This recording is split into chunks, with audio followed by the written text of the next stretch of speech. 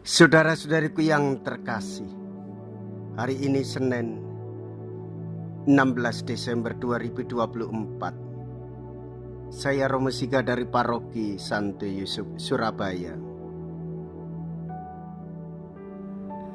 Dalam nama Bapa dan Putra dan Roh Kudus, amin. Bila kita bertemu dengan seseorang yang hidupnya mengungguli kita pada umumnya, maka kita cenderung untuk meragukannya. Bacaan-bacaan hari ini mengajak kita memperbaiki sikap demikian itu. Bileam yang bukan orang Yahudi ternyata digunakan Tuhan sebagai penyambung lidah Tuhan. Yesus membuka hati para pendengar untuk mengagumi keagungan Yohanes Pembaptis dan kekuasaannya.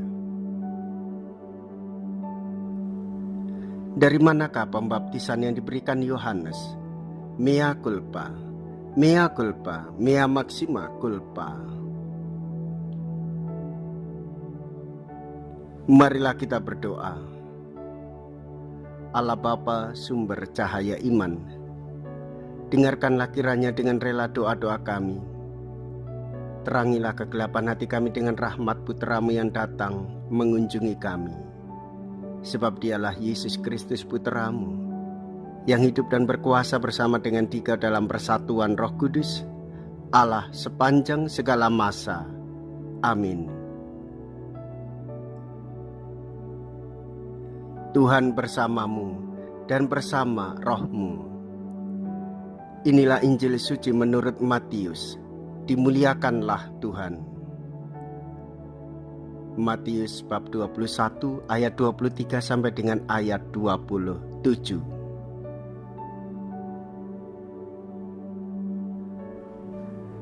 Pada suatu hari Yesus masuk ke bait Allah. Ketika ia sedang mengajar, datanglah imam-imam kepala dan pemuka-pemuka bangsa Yahudi kepadanya. Mereka bertanya, "Dengan kuasa manakah engkau melakukan hal-hal itu? Dan siapakah yang memberikan kuasa itu kepadamu?" Jawab Yesus kepada mereka, "Aku juga akan mengajukan satu pertanyaan kepadamu, dan jika kalian memberi jawabannya, aku pun mengatakan kepada kalian, dengan kuasa manakah aku melakukan hal-hal itu?" Nah, dari manakah pembaptisan yang diberikan Yohanes? Dari surga atau dari manusia? Mereka lalu berunding satu sama lain. Jika kita katakan dari surga, ia akan berkata kepada kita, "Kalau begitu, mengapa kalian tidak percaya kepadanya?" Tetapi jika kita katakan dari manusia, kita takut kepada orang banyak, sebab semua orang menganggap Yohanes itu nabi. Mereka lalu menjawab, "Kami tidak tahu."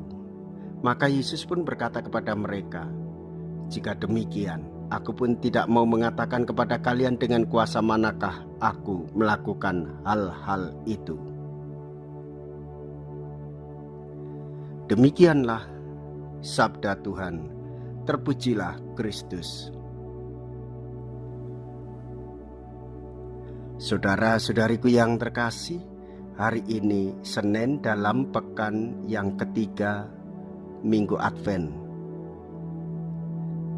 Kuasa kasih Yesus Kristus bagi kita adalah untuk melayani dan bukan untuk menyengsarakan orang lain.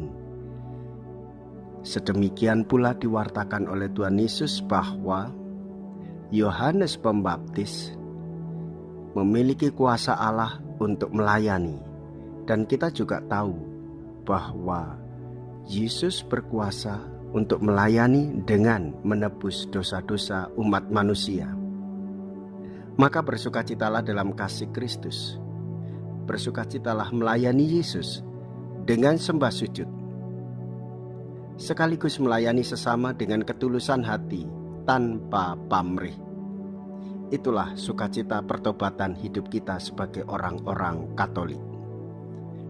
Datang kepada Tuhan mohon ampunan melalui sakramen rekonsiliasi.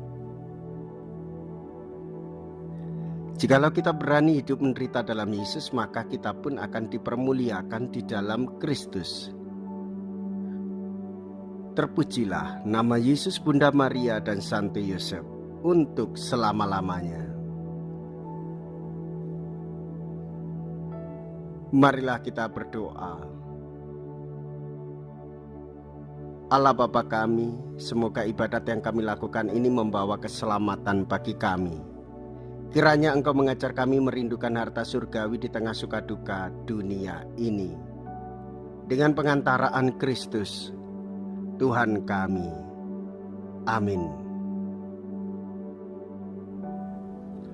Tuhan beserta kita sekarang dan selama-lamanya. Semoga Allah yang Maha Kuasa memberkati saudara sekalian, Bapa dan Putra dan Roh Kudus. Amin. Saudara-saudariku yang terkasih, pergilah, ibadah sabda sudah selesai. Syukur kepada Allah.